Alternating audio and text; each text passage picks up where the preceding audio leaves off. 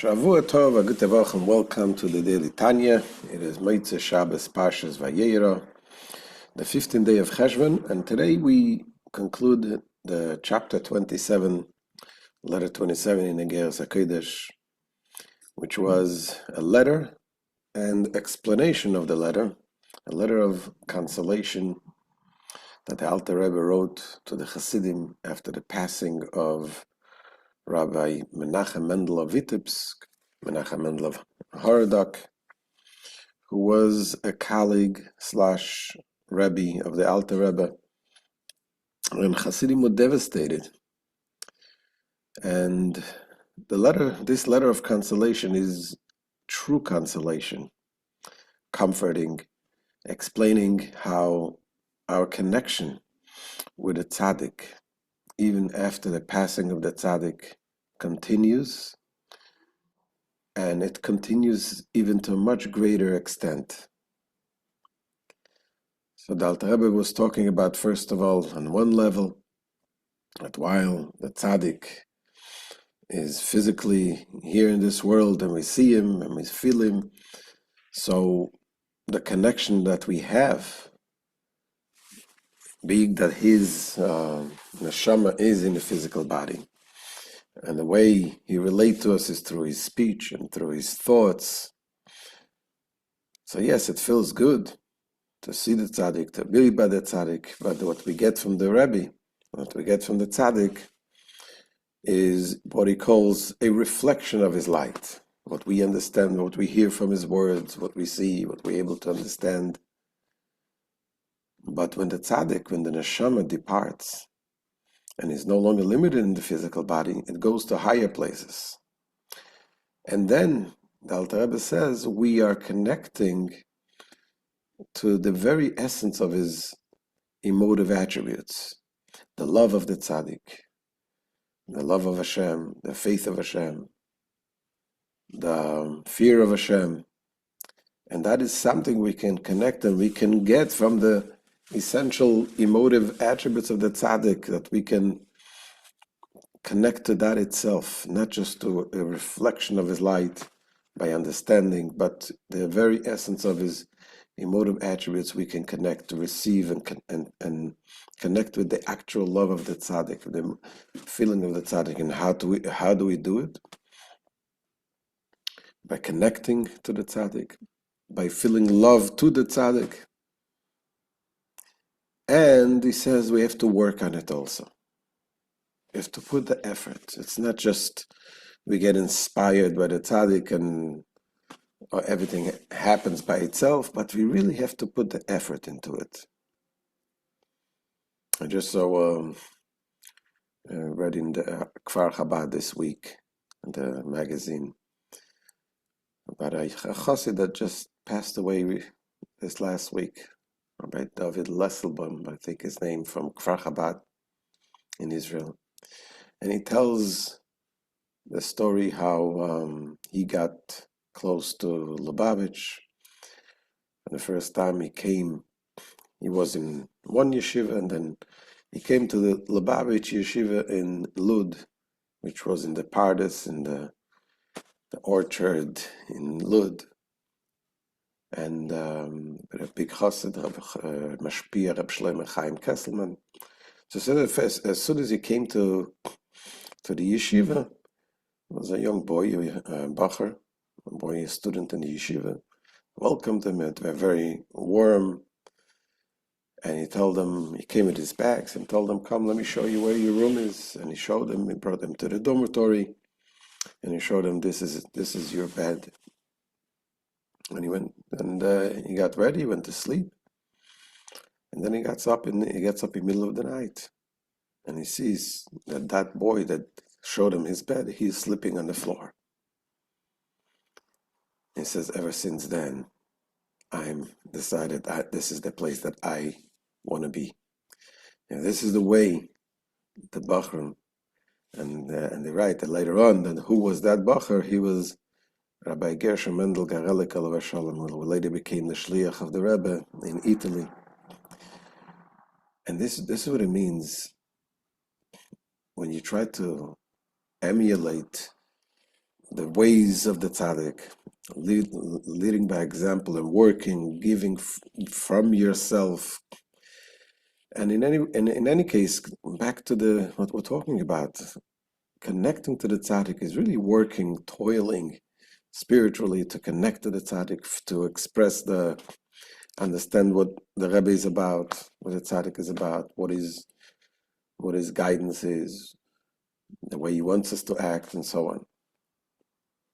And in today's lesson, Alter Rebbe goes on to explain that there is yet another level of connection to a tzaddik, and that is not so much of an internal, tangible way, but is more an encompassing way which affects us subconsciously. And that is through the fact that there is different levels of the neshama. There's the level of the soul that's called the nefesh, which is connected with the body of the tzaddik. There is the ruach, which connects with the emotive attributes of the tzaddik. And then there is the neshama, which is connected, goes up to the higher Gan Eden. And basically what the Alter Rebbe says, to understand this, just to give a little introduction, whatever we do, every time we do a mitzvah, even though we don't realize what we accomplish, but every time we do a mitzvah, it is an eternal investment. Something that we accomplish great, every good deed, every good thought that we do, it lasts forever. And what happens after the person, the neshama goes up, everything what the person does reaches up into the higher levels. The level what's called the Chakal Tapuchin Kadishin, it is the level of Malchus of Atzilus. It is a higher spiritual level, and those actions, all the good deeds that we do, anybody goes up to the highest levels and is planted in this place. And this is for everybody. Imagine what happens when a tzaddik, everything what the tzaddik does, entire work of the tzaddik during his lifetime, after when the neshama departs and goes to the higher places, all of those good deeds is planted into this level, which is the Chakal Tapuchin Kadishim, literally means the orchard of the holy apples. It refers to, in the Kabbalistic terms, it refers to the Malchus of Atzilus, which is the source of the souls. And it is planted there and unites with the godly energy, with godly light. And when you plant something in a field, it grows and it produces great lights that comes back down and affects all those perhaps in a subconscious way. When people connect to the tzaddik, they can get all of a sudden a feeling of Iserus Tshuva, an awakening. They want to be better. They want to do something greater. They want to connect stronger, and they don't know where it's coming from. And it doesn't affect the person inwardly. In other words, you can move on your day and do nothing with this awakening, but you can also tap into that awakening and take advantage of it and internalize that awakening. But this awakening comes from this level of the neshama, which goes to the higher places. This is that greater level, what Alter Rebbe is going to explain now, that we benefit from the tzaddik. So that is the consolation, that even though, yes, of course, it's very painful not to be, especially if you had the experience to see the Rebbe, to be with the Rebbe, it's very painful not to have it. But Alter Rebbe says that this is the true comfort, is to knowing that you didn't lose anything. You may lost, yes, of course, you lost having the Rebbe physically here, but you're gaining. What you're gaining also is kiflaim l'tashiyah, double as much more. What you can gain now through connecting to the tzaddik. And of course, ultimately, the ultimate will be when we'll have both. We'll be able to see the tzaddik here with our physical eyes. And that will be, of course, with the coming of Mashiach. So let's see what the Alter Rebbe says in the end of this chapter. Now there is another kind of illumination from the tzaddik to his disciples. However, it does not vest itself truly in their midst, as is the case with the first kind of illumination that derives from the ruach of the tzaddik, whereby his faith, fear, and love are intellectually integrated and internalized within his disciples. So this is, the other level is something which affects them subconsciously, in an encompassing way, in an intangible way. But radiates over them from above, encompassing and transcending them, for its very loftiness inhibits it from descending and being integrated within them. It stems from the ascent of the Tzaddik's ruach and neshama to the source from which it was hewn. The Hainu Chakal Tapuchin Kadishin, that is, to Chakal Tapuchin Kadishin. Literally the orchard of the holy apples.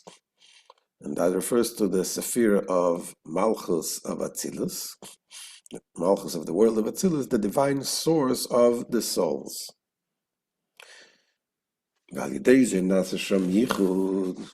This ascent affects a union there between the spiritual feminine Sephira of Malchus and the spiritually masculine level of divine efflux that transcends it. And that is by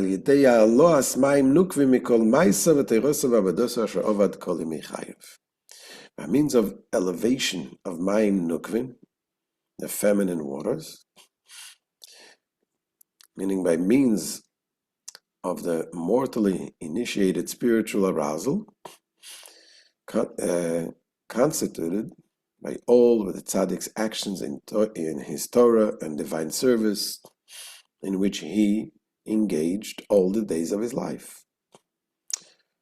So the feminine waters refers to the holiness that is scattered in this world, and it waits to someone to come to elevate them and to unite them. And when we do the Torah and the mitzvahs, we elevate this water that wants to be elevated to unite it with Hashem. They are aroused from below. And what happens there? Once you elevate it, once the neshama goes up higher to the higher levels, so these feminine waters is planted into the orchard of the holy apples, into the Malchus of Atzilus. And in the Chakal Tapuchin Kadishin, the soul's source, are implanted exceedingly sublime lights, corresponding to and resulting from the nether illumination, which are the Tzaddik's teachings and worship. And now they produce great lights. And these great lights affects the student, the disciples, that affects them, those who follow and do the avodah serving Hashem. The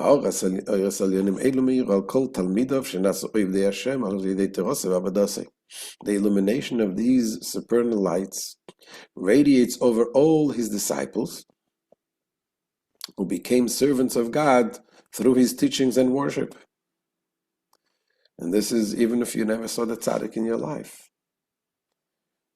You follow his ways, you learn his teachings. And the light of the tzaddik's work, and the tzaddik's mitzvahs, and this affects the student, the disciples who follow him in his way. And this illumination, which radiates over them from above, despite this transcendence, is so powerful that it instills in their hearts thoughts of repentance and good deeds. Now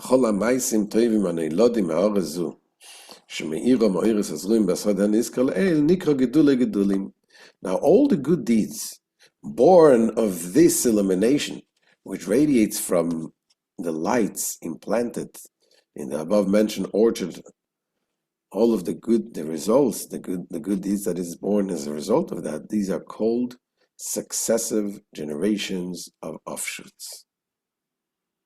Because you have this light that brings you an arousal, and you take it and you bring it into action, and you do mitzvahs and Torah. So this is already growing a new generation of offshoots.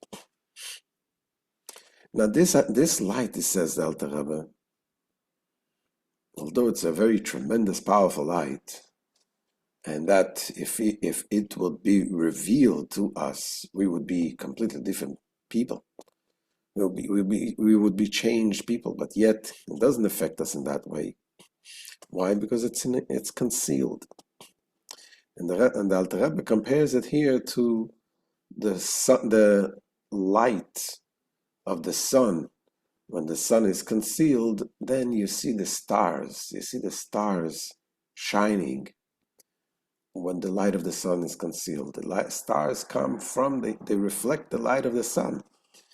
But it is shining when the light is concealed. The light of the sun is concealed.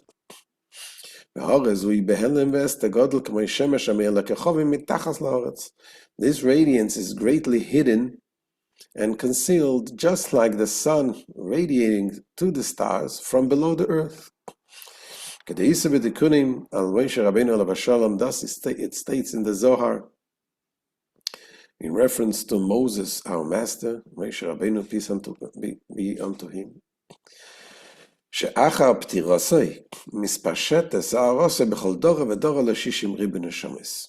And after his passing, his radiance extends in every generation to the 600,000 souls, all other souls being sparks of these general souls, as explained in Tanya chapter 37.